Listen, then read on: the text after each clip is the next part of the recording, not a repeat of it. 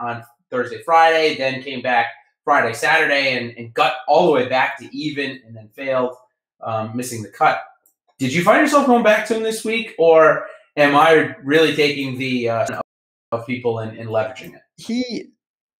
If you play Louis, you just got to understand that last week's going to happen, and it just shouldn't deter you from playing Louis this week. It really shouldn't. Like, you just have to treat him almost on a case-to-case basis where there's recent form is kind of irrelevant. I know it sounds crazy.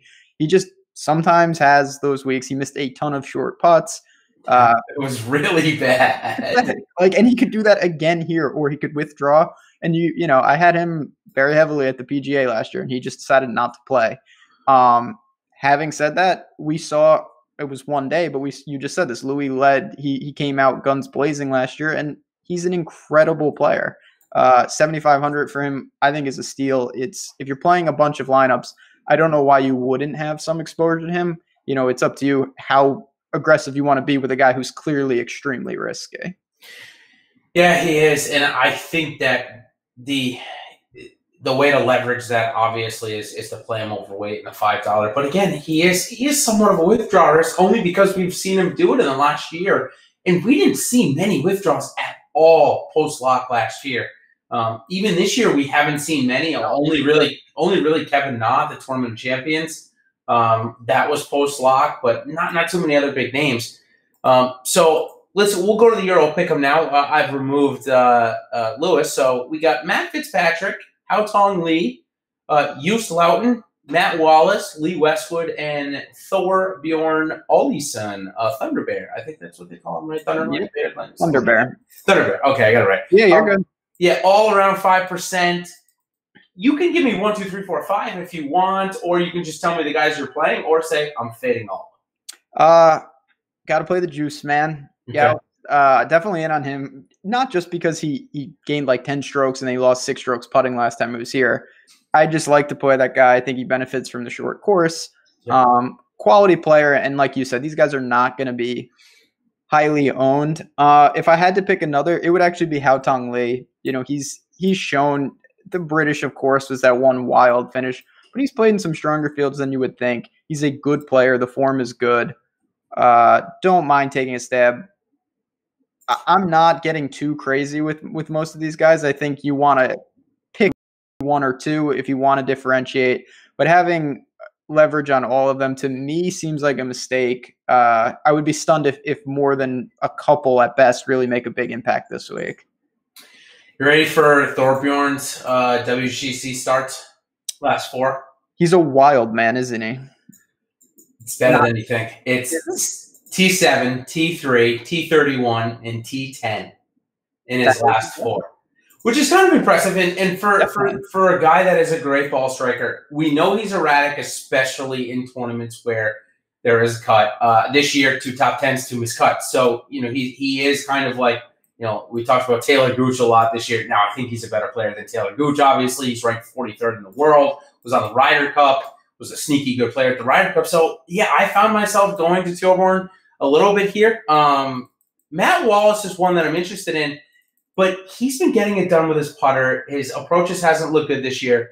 Oosthuizen is 3rd on the European Tour in strokes gained approaches. Now, granted, I think that's only like 10 rounds, so it's a relatively small sample size, but I am heavily targeting Loughton on FanDuel. 7,800 there compared to 7,300 on DraftKings, where now he's going up against guys like we just mentioned, like Oosthuizen and Haotong Lee and Louis Oosthuizen, and he's priced relatively close to those guys. So I am getting a ton of exposure. I don't think you can get almost hurt at all on FanDuel with going him there. So I'm getting a ton of exposure over there. How about Matt Fitzpatrick? Neither of us talked about him. He's got a really good course correlation out in Kranz-Sierre, out in Switzerland. He's won back-to-back years. I guess people like the altitude change there. It's a short course. You find yourself going. I'm sure you maybe have 1 or 2, but yeah, I mean, I'm a Fitzy guy. I wish he was more in the high. If he was in the high 6s, low 7s on DraftKings, I would be certainly giving him a harder look. He's just, you know, when I'm poised with, do I want to roster him? It's him or Louis, him or RCB, and him or Kuchar. That's tougher sell, obviously, as a one-off and a guy. He's not going to have a ton of ownership. I can get there, but it's not as great just because there's other guys. And friend of the show, Lynchman, just brought up a point about Benyon, about him just being such an awful putter, particularly on POA. I mean, it worries me, but he's such a bad putter all the time. Honestly, you just know what you're getting with him. Putting is so high variance that if he can just hold it together, his irons are good enough to overcome that. But it's very difficult. So he's another one to bring it back to Fitzpatrick. Yeah. I prefer Benyon and most of those other guys over him this week. Yeah, and I'll just expand on the Benyon thing a little bit. And this is where I think contest selection and what you're, of course, trying to do in that contest. So if you're playing in the 4-4-4, you're really looking for a 10x, right? I mean, if you get 10x value out of all your guys, you're going to be probably in the top 10, maybe even top 5% of lineups. So Benyon needs to get you 76 points this week of DraftKings. His bad putting, if he's striking the ball well, he's going to have so many birdie opportunities where I think he gets really close to that 76 points. Now, does the putting hinder him from getting into the top 10 of the tournament and getting into the 90 DraftKings points? Maybe it does. And that way, if you're playing in the $5, maybe you do try and go down to somebody like an Oosthuizen that can get up into the top 5. We've seen him do that in WGC events. And maybe you go for that leverage there. But I think that Benyon is a much safer play to get you that 70 to 75 DraftKings points in that kind of format. So that's kind of my thought process, at least this week. It's a project. I mean, at Waste Management, he killed me. And you're kind of like Louis in the sense that you're going to get some really rotten rounds in there, and where you're like, how can he miss 2-footers? But he can, and he does. Yes. He does. Having said that, he's a truly world-class iron player. And when you have that and your approach game is that good, you're always going to get a pretty good look from me. He can hold it together for 72 holes on the greens. He's shown that before. It's just never going to be consistently good. So you got to take that risk and just hope this is the week that he putts. Yep. So as we go down the list, is there anybody above 7K that we haven't talked about that you'd like to mention? Real quick? If not, yeah, go ahead. Just a guy that I'm going to be playing a good amount of is Kevin Kisner. I think the short course can get hot with the putter. Not really on people's minds, so I don't need to go nuts to get leverage. 7,200. You know me, I tend to go a little off gut feel. I just have a gut feeling that he may have a pretty good week. And again, not going to be too popular. Yeah, the form's actually been good. I was looking at, 28 and 26 in his last two, a 29 and 11 here. So, I think you're looking at top 25 upside, 7,200. If he throws in an eagle or a couple birdie streaks, I mean, you're going to get some really good value. So, can definitely see that.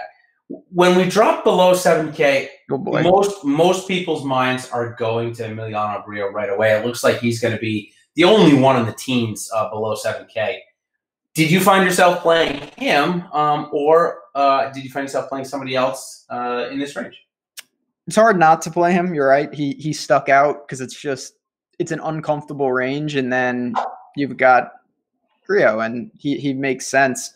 Russell Knox, we both, I think, are higher than most on him. I think it sets up well.